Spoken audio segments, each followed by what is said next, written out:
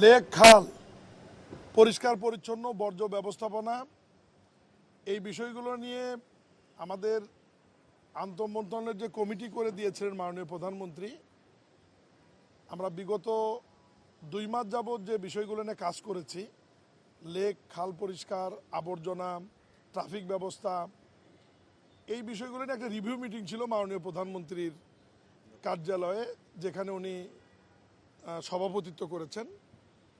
সেখানে গৃহ ও গণপূর্ত মন্ত্রী মহোদয় ছিলেন, রাজুকের চেয়ারম্যান ছিলেন, ঢাকা উত্তর ও দক্ষিণ সিটির 2 প্রশাসক, সিইও, চিফ ইঞ্জিনিয়ার সহ যারা দায়িত্বশীল ব্যক্তি। মূলত আমরা উপস্থাপন করেছি যে এতদিনে কি সিদ্ধান্ত বা কি কার্য ব্যবস্থা আমরা নিয়েছি। আজকে যেটি সিদ্ধান্ত হয়েছে মূলত 3টি বিষয়ের উপর। প্রথমটি হচ্ছে যে বাসাবাড়ি এবং সোসাইটি থেকে পয় নিষ্কাশনের যে ব্যবস্থাটা সরাসরি সুয়েজ লাইন যেগুলো লেকগুলিতে গিয়ে বা খালগুলিতে গিয়ে পড়ছে, কোন কোন বাসাতে সেফটি ট্যাঙ্ক বা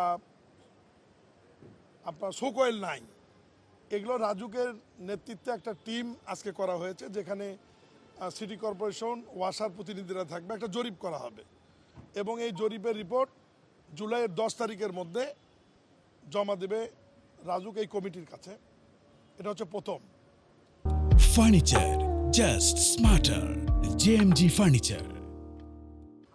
দ্বিতীয় সিদ্ধান্ত হচ্ছে যে আমাদের ঢাকার যে বস্তিগুলো রয়েছে, বিশেষ করে করাইল সহ বিভিন্ন বস্তি রয়েছে, এই বস্তিবাসীদেরকে জীবনমান উন্নয়নের জন্য কি করা যায়, সেখানে উন্নত দেশগুলোর মতো কাউন্সিল বাড়ি করা যায় কিনা, বা পরিচ্ছন্ন কর্মীদের জন্য যেরকম আমরা 400, 500 বা 600 স্কোয়ার ফিট আবাসন করেছি সেই রকম আবাসনের ব্যবস্থা করা যায় কিনা, এ ব্যাপারে একটা ফিজিবিলিটি স্টাডি করার জন্যে স্থানীয় সরকার মন্ত্রণালয় এবং গণপূর্ত মন্ত্রণালয়কে আলাদা আলাদাভাবে মাননীয় প্রধানমন্ত্রী একটি অনুশাসন জারি করেছেন। আমরা সেটা নিয়েও কাজ করব। আর আগামীকাল ধানমন্ডির লেক নিয়ে আর একটা মিটিং রয়েছে, সেখানে গণপূর্ত মন্ত্রণালয় এবং দক্ষিণ সিটি কর্পোরেশনের ওনারা থাকবে।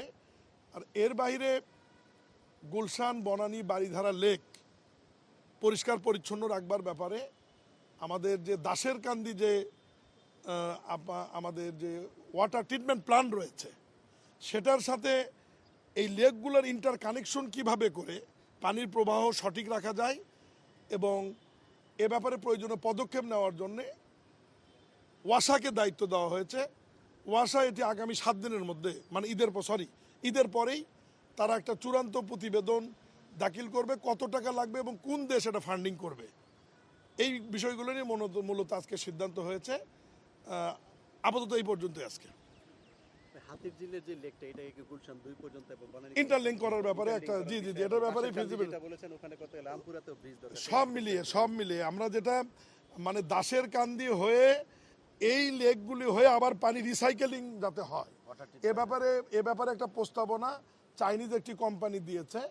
সেই প্রস্তাবনাটা নিয়েই আমাদের উত্তর সিটি কর্পোরেশন, ওয়াসা এবং ওই কোম্পানি মিলে একটা ফিজিবিলিটি স্টাডি করে কত টাকা লাগবে, বাস্তবায়নযোগ্য কিনা এবং আদৌ সেটা সাস্টেনেবল হবে কিনা, এটা নিয়ে ঈদের পরে একটা প্রতিবেদন তারা দাখিল করে আমরা মাননীয় প্রধানমন্ত্রীর কাছে আবার বসে বাস্তবায়নের দিকে যাব।